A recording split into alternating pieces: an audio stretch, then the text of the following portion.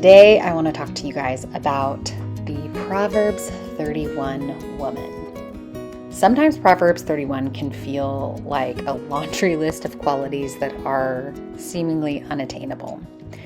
And you know what? They are. But it's still what we should be striving for as Christian women, to be the Proverbs 31 woman in all her strength and dignity. But it's also important to understand that Christ died on the cross because we cannot live up to this standard.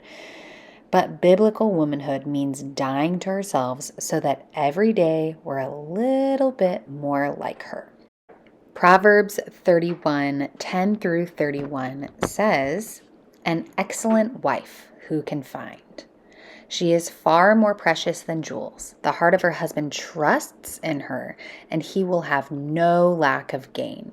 She does him good and not harm all the days of her life. She seeks wool and flax and works with willing hands. She is like the ships of the merchant. She brings her food from afar. She rises while it is yet night and provides food for her household and portions for her maidens.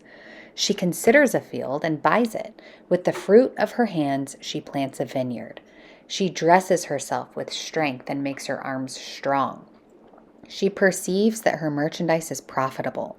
Her lamp does not go out at night. She puts her hands to the distaff, and her hands hold the spindle.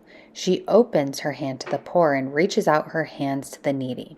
She is not afraid of snow for her household are clothed in scarlet. She makes bed coverings for herself. Her clothing is fine linen and purple. Her husband is known in the gates when he sits among the elders of the land. She makes linen garments and sells them. She delivers sashes to the merchant. Strength and dignity are her clothing, and she laughs at the time to come. She opens her mouth with wisdom, and teaching of kindness is on her tongue. She looks well to the ways of her household and does not eat the bread of idleness. Her children rise up and call her blessed, her husband also, and he praises her. Many women have done excellently, but you surpass them all. Charm is deceitful and beauty is vain, but a woman who fears the Lord is to be praised. Give her the fruit of her hands and let her works praise her in the gates." So I'm just going to pick out a few of the verses in the Proverbs 31 woman scripture that stand out to me. And this is one of those scriptures that every time you read it, something different stands out. So I'm just going to give you what stood out to me this time. So verses 11 through 12, it says, "The heart of her husband trusts in her, and he will have no lack of gain. She does him good and not harm all the days of her life."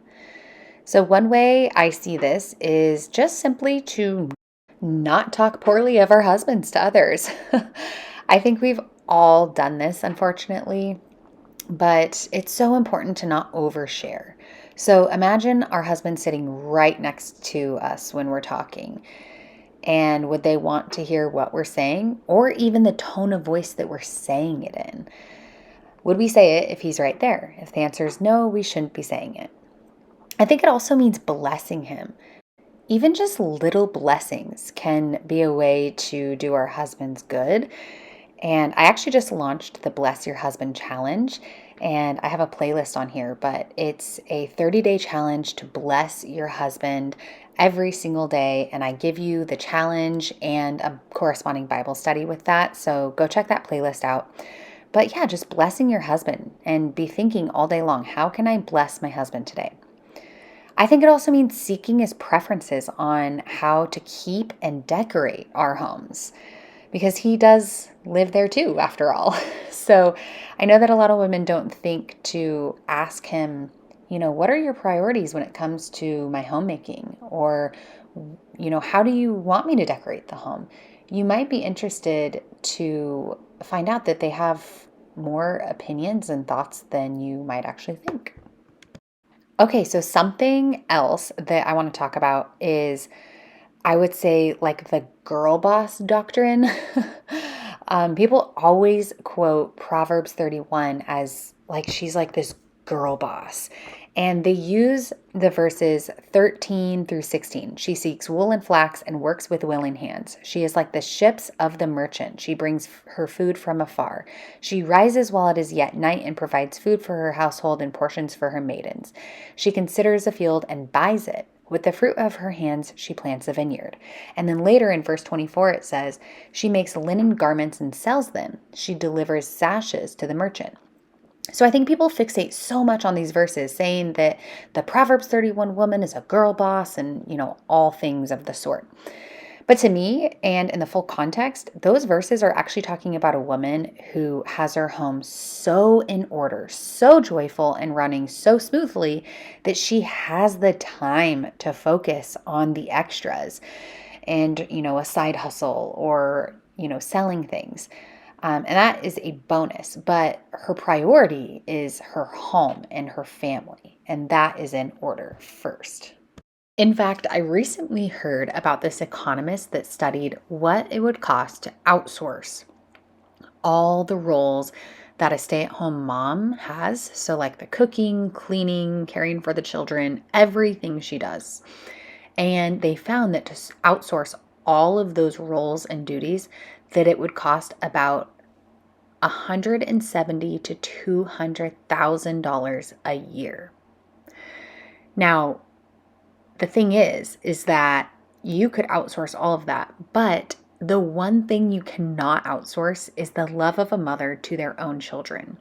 For those of us who are so incredibly blessed to have the privilege of being able to be stay-at-home moms, I would just encourage you to accept that blessing with open arms and just thank God for a husband who's able to fully provide for your family and allow you to stay home and raise your children.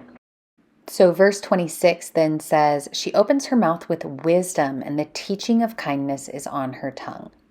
So when I read this, I thought of the concept of relationships over tasks, meaning relationships trump tasks.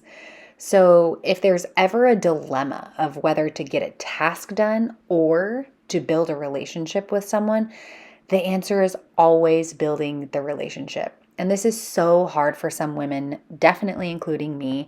I think that a lot of women, especially homemakers, can be very task-oriented, and it can be really hard to just stop and build that relationship. So when I think of this in the context of the Proverbs 31 woman, I think of how can we build relationships with those in our home, so our children, our husbands, but then also how can we be hospitable and focus less on,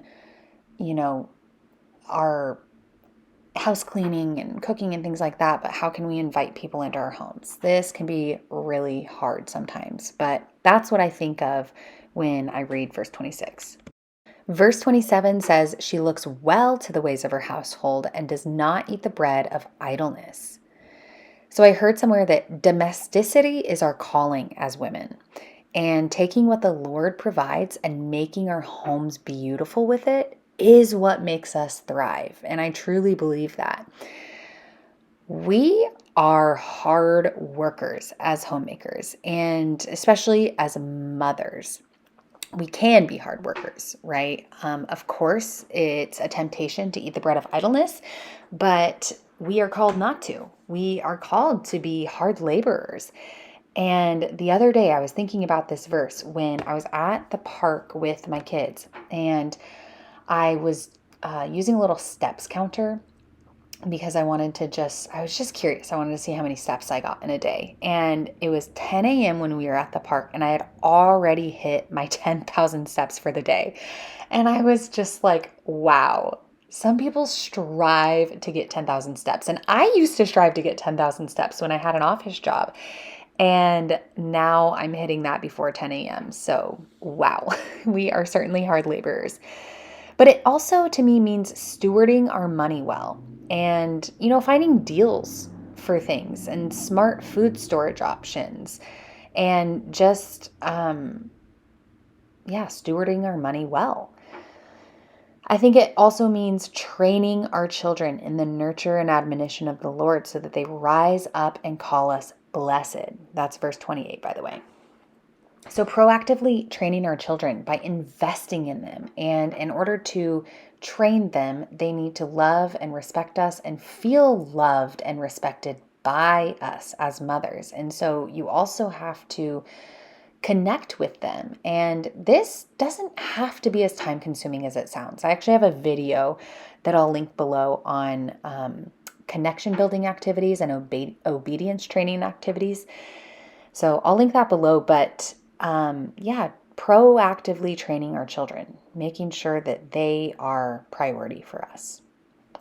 So verse 30 says, charm is deceitful and beauty is vain, but a woman who fears the Lord is to be praised. Our secret weapon as Christian women is our faith in God. We trust God, and so therefore we respond accordingly. And how do we respond accordingly? Well, by being a God-fearing, faithful servant and obeying the Lord's commands. So that begs the question, what does God desire of wives? Well, we understand what God wants by what he tells the older women to teach the younger women in Titus 2. And it says that the older women should teach the younger women to be sober, love our husbands, love our children, to be discreet, chaste, keepers at home, good, and obedient to our own husbands. So that's a lot. Again, it feels like Proverbs 31, like it's this unattainable task to be all those things all at once. And we're not. We are not enough, but God is. Christ is. Christ is enough. So we can do our best, but when we fail, we don't have to bear the burden of guilt because Christ did that for us on the cross. But obedience to the Lord produces the fruits of the Spirit. And the fruits of the Spirit are love, joy, peace, patience, kindness, goodness, faithfulness, gentleness, and self-control. And that's a lot. That's a lot of good things, right? It's like all the good things. And the Lord wants us to have the fruits. And by disobeying his commands, we're actually stifling the fruit that he has for us. So I just always try to remember that. I heard somewhere, I can't remember where I heard this from, but she said, in every situation, think about what the obedience is in this situation. So let's say you're in a tough situation. Always be thinking, where's the obedience here? And if you can think about where the obedience is, it's usually not that hard. Then at that point, you just have to make the choice to obey or to not obey. And when you obey, things turn out much better than when you don't obey. So to sum it all up, I think the Proverbs 31 woman is a God-fearing, family-loving, husband-cherishing and respecting woman who works hard and is charitable and hospitable and just all the good things. And thank God we have a God who sent his one and only son to die on the cross because we cannot live up to that expectation. So anyways, that's all I have for you today. Thank you so much for watching. This is Kiri with Healthfully Rooted Home.